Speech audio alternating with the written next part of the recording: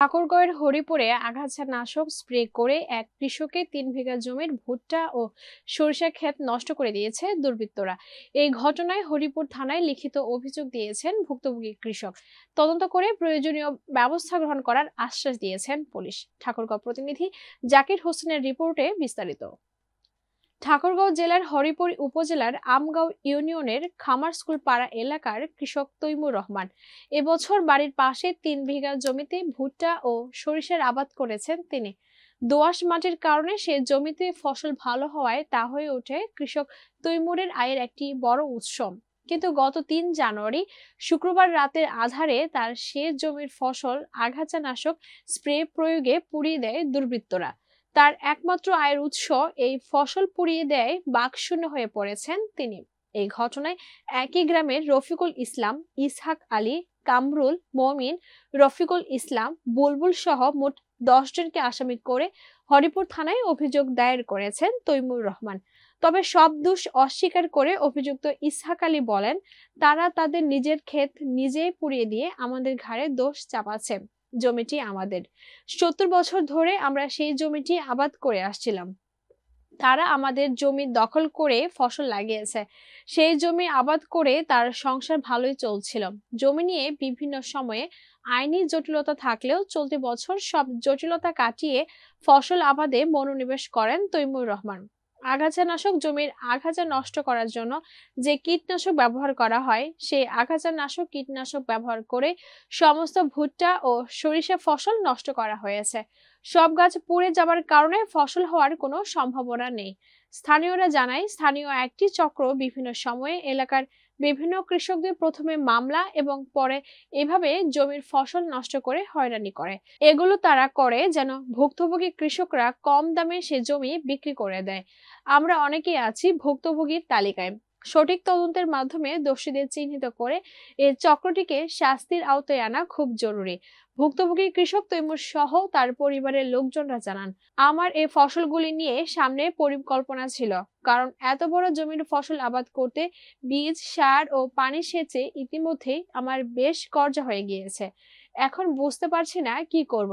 হরিপুর থানার ওসি জাকারিয়া মণ্ডল বলেন, ভুক্তভোগী কৃষক থানায় অভিযোগ দিয়েছেন। তদন্তের জন্য পুলিশ ঘটনাস্থলে গিয়েছিল। তদন্ত সাপেক্ষে প্রয়োজনীয় ব্যবস্থা গ্রহণ করা হবে। আচ্ছা, এখানে একটা অভিযোগ পাইছি খামার এলাকায়, মানে ৩ বিঘা জমির কিছু অংশ একটা অভিযোগ পাইছি, মানে বিষ প্রয়োগ করছে স্প্রে দিয়ে। অভিযোগটা পাইছে, আমাদের পুলিশ অফিসার ওখানে গেছে। তদন্তপূর্বক এটা আইনগত ব্যবস্থা গ্রহণ করা হবে। আমরা অভিযোগটা নিচ্ছি, নেওয়ার পরে এটা আমরা পুলিশ তদন্ত করতে গেছি। তদন্ত করতে গিয়ে তারপর পরবর্তীতে আমরা আইনগত ব্যবস্থা নেব।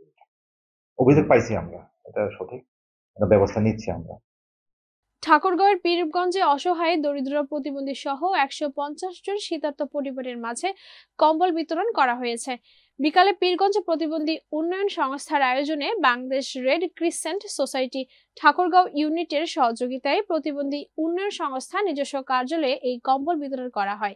এ সময় উপস্থিত ছিলেন পীরগঞ্জ প্রতিবন্ধী উন্নয়ন সংস্থার সভাপতি মোহাম্মদ রফিকুল ইসলাম, সাধারণ সম্পাদক মোহাম্মদ খয়রব আলী, সহসভাপতি শ্যামলাল রায়, কোষাধ্যক্ষ সর্বাঙ্গী রানী রায়, কার্যকরী সদস্য Parbati Rani Roy, Bangladesh Red Crescent Society Thakurgaon ইউনিটের উপযুব প্রধান মোহাম্মদ কামরুজ্জামান, প্রশাসন সংগঠন ও নিয়োগ মোহাম্মদ আরিফুল হক সহ বিভিন্ন এলাকার স্বেচ্ছাসেবকরা উপস্থিত ছিলেন।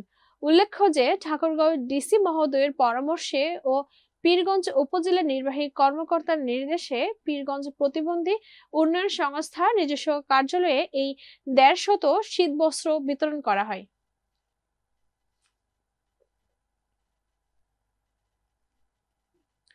বিএনপির ভারপ্রাপ্ত চেয়ারম্যান তারেক রহমানের নির্দেশে সাভারে বেদে সম্প্রদায়ের মানুষের মাঝে শীতবস্ত্র বিতরণ সহ খাদ্য সামগ্রী বিতরণ করেছে ঢাকা জেলা যুবদল। দুপুরে ঢাকা জেলা যুবদল নেতা ইয়ার মোহাম্মদ ইয়াসিন সরকার শাওনের উদ্যোগে তেতুলাঝোড়া ইউনিয়নের রাজফুল বাড়িয়ার ভাওয়ালিয়া পাড়া এলাকার ধলেশ্বরী নদী শাখার তীরে অবস্থিত শতাধিক ভাসমান বেদে সম্প্রদায়ের মাঝে এ শীত বস্ত্র ও খাদ্য সামগ্রী তুলে দেন তিনি। এই সময় বেদের সম্প্রদায়ের শিশুদের জন্য বিস্কিট সহ নানা খাদ্য সামগ্রী দেওয়া হয়। অসহায় এই বেদের সম্প্রদায়ের ছিন্নমূল মানুষরা দীর্ঘদিন ধরে শীতে কষ্ট করে আসলে তাদের কষ্টের কথা শুনে দ্রুত সেখানে ছুটে গিয়ে শীত বস্ত্র ও খাদ্য সামগ্রী বিতরণ করেন তিনি। বিনামূল্যে শীত বস্ত্র ও খাদ্য সামগ্রী পেয়ে বেদের সম্প্রদায়ের মানুষজন অনেক খুশি হয়।